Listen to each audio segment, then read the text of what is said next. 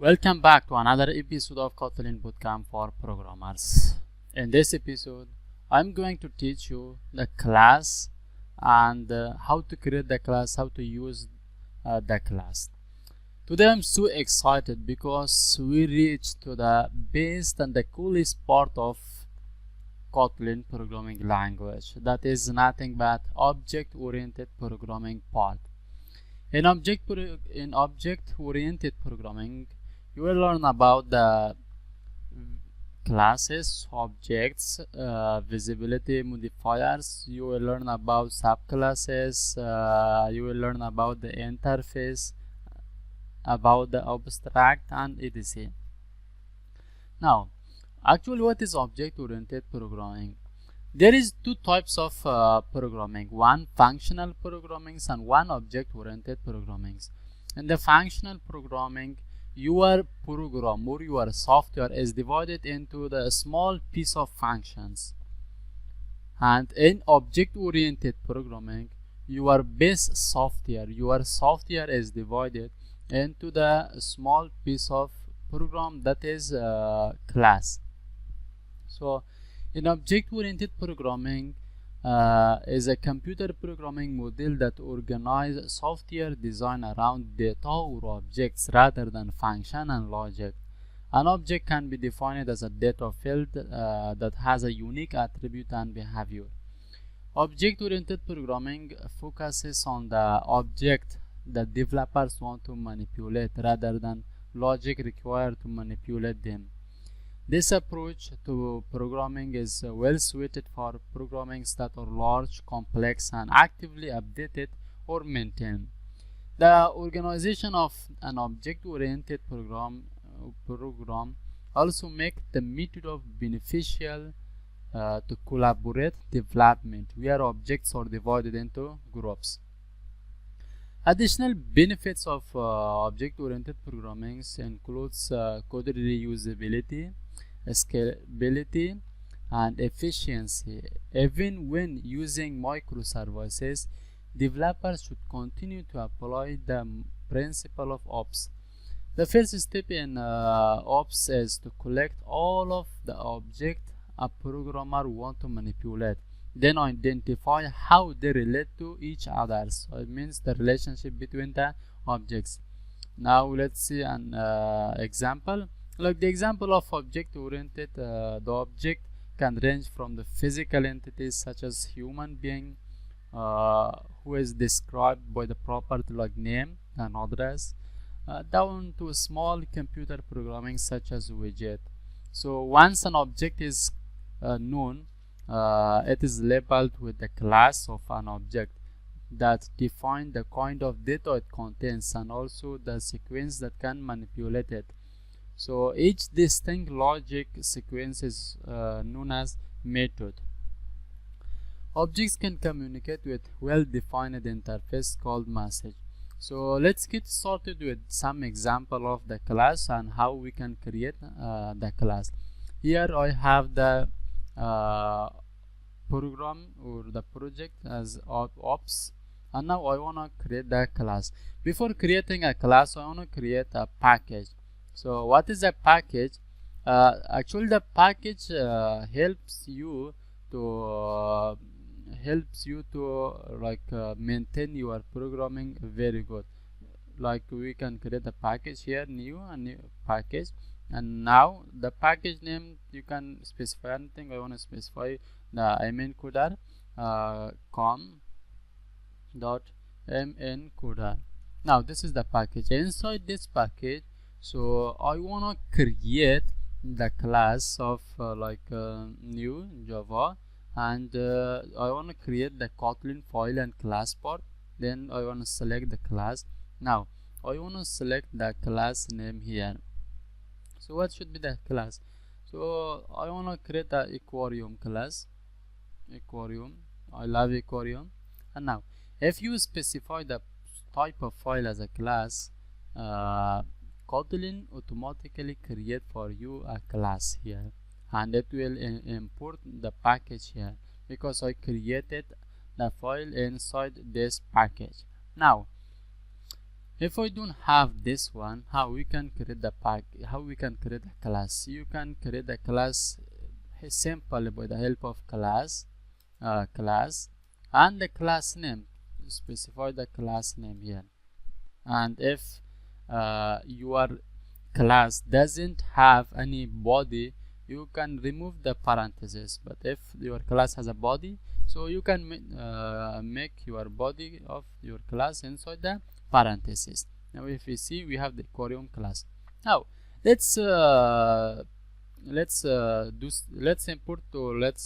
some variable or parameters for this class. For example, var width as integer data type, and let's initialize some default variable or value for this. It's 20. Now the second one is height. It's integer data type, and let's make it 40. And the third one is length, and let's make the length of aquarium as 100 centimeter. Now that's it. These are the parameters. That our aquarium has.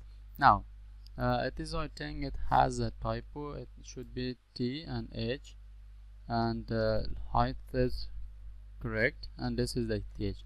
Now these are the parameters that our class has. Now how we can access these parameters, or how we can use these parameters? We can use these parameters by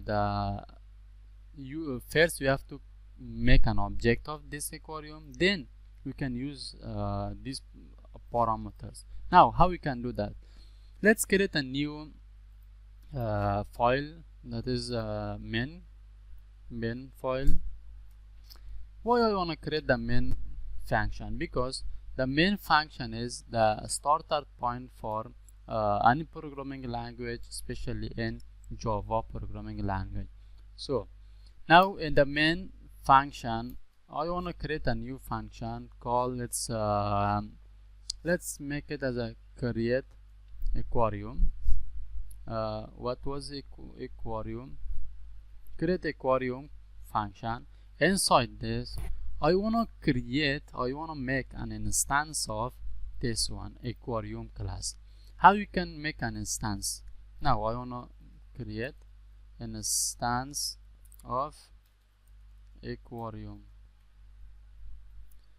Create an instance of aquarium using the help of var, and make the aquarium the name of instance, for example aquarium, and then equal sign the class name and the parentheses, the braces parentheses. Now this is simply by the help of this object. Now it is the object, this is the class name, and this is the parentheses. Now it is the similar as you are familiar with the Java. It was like aquarium, like the name of aquarium, and then equal sign new aquarium. And if you are familiar with Java or C++, another programming language, the creating an instance is like this: class name, and then the object name, equal sign, the new keyword, that is the new keyword, and the aquarium. But in Kotlin we don't have this new and class name. It's just simply we have the variable, we initialize aquarium instance to this aquarium variable. Now this aquarium is an object of this aquarium class. Now we can use these object, we can use these parameters here. Now I want to, for example, print that one, println aquarium dot width. I want to print width of aquarium. How we can do this? Now we can create aquarium. I want to call that function. If we run this program right now, we will see the aquarium width of that aquarium class. Now let's see the width is 20. Now let's make a member function for this. a member function like to print the elements of that. So simply we can create a member function like print size. We have the width, uh, in centimeter, we have the length, and we have the width. Now the function name is print size. Now we can use that inside the main function here. After the aquarium, I wanna print. After the aquarium, I wanna use the aquarium print function, aquarium dot print size. Like this, we will have all the size of the elements. Now let's see. Now width is 20, length is 100, and height is 40 centimeters. Now let's change something in the aquarium. I want to change the length of aquarium or the height of aquarium. Now aquarium, then height. I want to change the height to like 50 centimeter.